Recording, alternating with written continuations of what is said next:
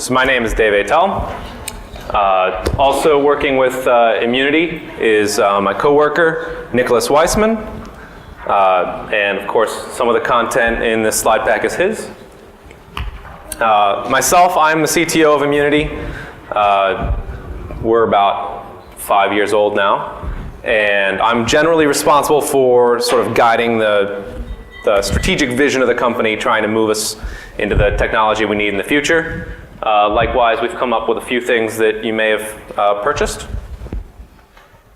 Probably one of the biggest reasons you look at something like Immunity Debugger in a new light now, and a lot of the sort of research we're doing at this conference, is that thanks to the efforts of Andrew Cushman's team over there, vendors have become very aware of the security aspects of everything they do now, in particular Microsoft.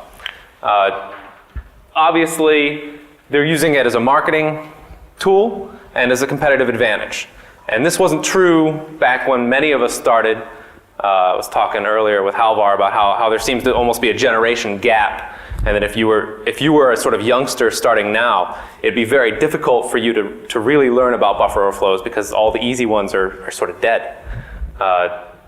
Nonetheless, because they've invested all this money in protection mechanisms, the compiler things, all the other stuff that we talk about, we needed a new sort of strategic answer, a long-term technology guideline that would keep an attacking company, which is what Immunity does. We don't do defense, despite our name. We only do offense. We needed a strategic answer to those advances. Something that would keep us always relevant and always ahead of the game. And that answer, or part of that answer, is Immunity Debugger. Obviously, a lot of the automated analysis that Pete back here in the front row is doing on the compiler level in Phoenix, the ASLR and NX and GS and the hardware advances, the virtualization, all of that stuff has to be met with sort of a resounding answer. And Immunity's answer we'll be talking about shortly. Obviously, as hackers, we operate with certain disadvantages. We don't have source code. We don't have access to the developers necessarily. We don't necessarily know the exact protocol, and there was a good talk just last hour on how to sort of reverse engineer RPC very effectively. And so a lot of the complexity that goes into something very large and very commercial then has to be figured out via painstaking research by a hacking team. And the other major disadvantage, of course, is that as a hacker, you don't just care about vulnerabilities. This isn't a score. This isn't touch football or something.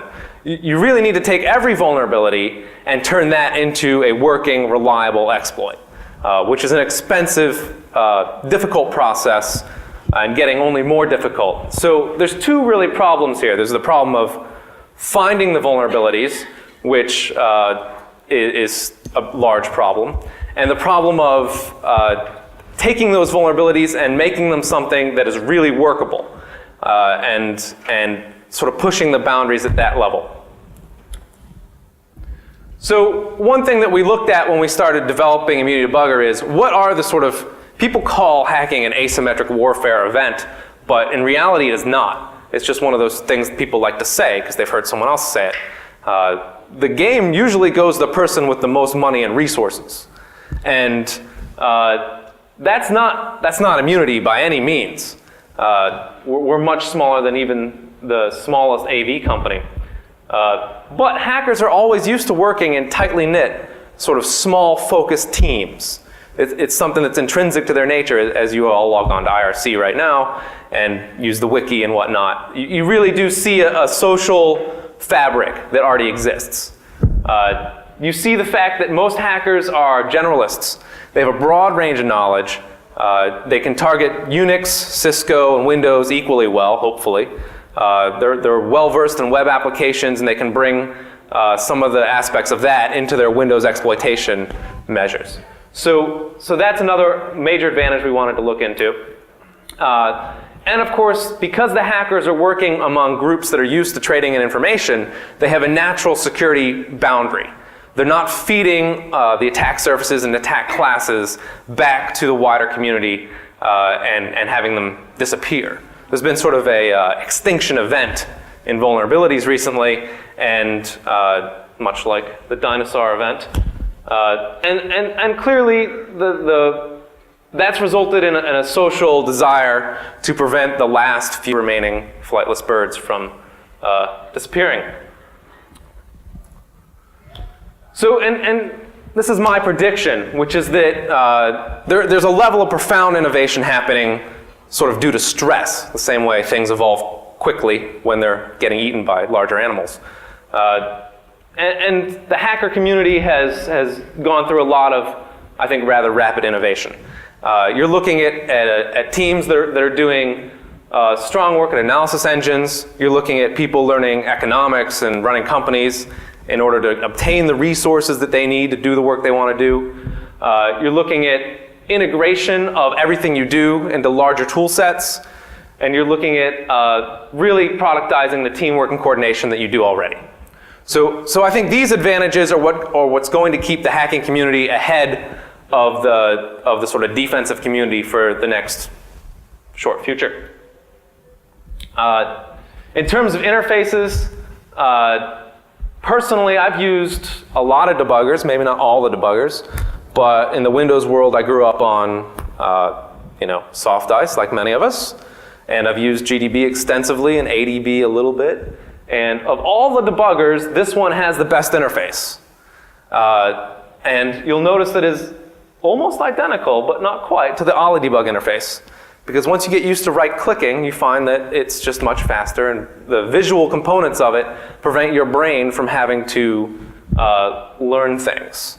Because your brain has a limited number of cycles available, and you want it focusing on the problem and not doing visualization internally. And as Halvar said, we're certainly better at looking at graphs than looking at assembly. There's just a better sort of brain structure for that. So you'll notice that if you look at the GUI, and we did everything very specifically, there's a little WinDbg-like command line, which essentially is like WinDbg, and at some point we can switch that over to a GDB-like command line, because that's what I liked better. The GUI is usable, and you can touch almost all parts of the debugger with pure Python graphing and whatever else you need. So it exposes all the APIs internally that you would ever want. And of course, if you don't get an API, you email Ami and he adds it the next release, or gives you a beta to test. So a debugger is your key thing. If you're a decent hacker, you spend about half your day at least inside your debugger and static analysis tool. And this of course, for me at least, replaces both. Largely, I don't want to have to reinvent the wheel every time I go into an exploit development session. Safe SEH discovery, the goal is that you just print out all the safe SEH things and then iterate through them, and I could probably do a demo later. Stack and heap variable sizing. I want to know how big the stack variable is. I want to do it in a programmatic way. There's some quite simple algorithms for that sort of thing. And we realized that your workflow as an exploit writer is that you create these tiny little one-time use analysis scripts while you're working. So you're looking and you're like, I wish I could answer the following question. Where in this program between point A and point B is a function pointer called that is in this following data segment within a following range? So you have a sort of question you want answered. And now, instead of sort of manually looking at stuff and doing all that stuff, now you write a quick little Python script that takes you maybe an hour, and you answer the question, and then you move on. And so your workflow process is sort of very important as you go through your exploit development. And of course, you're doing a lot more, you're combining your static and your runtime analysis. So as I do and Greg Hoagland and Halvar Flake have been doing this for quite some time, but as you sort of do your coverage analysis and you can watch variables go through memory and see what the ranges are, instead of solving for constraints, maybe you just want to know a sample of what it could look like in one run. So a lot of that stuff you can also do and sort of combine and contrast. There's a little mini database built into it. essentially, I mean, if you've been in the talks I've been in, you've heard talk after talk of Python-oriented tools. Obviously, we build as much functionality as possible into the debugger, but when we see someone else doing great work, it's great to be able to just sort of plug it in and have it just work. And of course, we have an exploit framework completely written in Python. There's an x86 emulator out there that's quite useful. And we do a lot of work by exposing stuff via XML-RPC. So if, for example, you want to automatically write an exploit, you sort of have the debugger start the process, attach the process, and you communicate with it over XML-RPC, which is useful. One thing we're working heavily on is doing good, sort of essentially Git. I have SVN written down there, but Git is a better model for hackers. For version management and tracking changes and all this stuff. So instead of the whole world reverse engineering all the same DLLs, essentially all independently, you at least internally in your team can reverse engineer a fairly large project together and have that version checked and be able to merge and contrast with other work that people have done. And tools like bindiff are useful in combining and contrasting different languages, for example. So like we all use IRC on a daily basis, and that's great, but you'll find that if your team gets big enough, you're really wasting a lot of time trying to communicate with other people, when it'd be great if you could just say, here, look at this. This is what I've commented up. This is what the data looks like. Here's the last 50 instructions that just happened, and here's my graph that I'm looking at. So sort of being able to do fingerprints on functions, that stuff's in there now.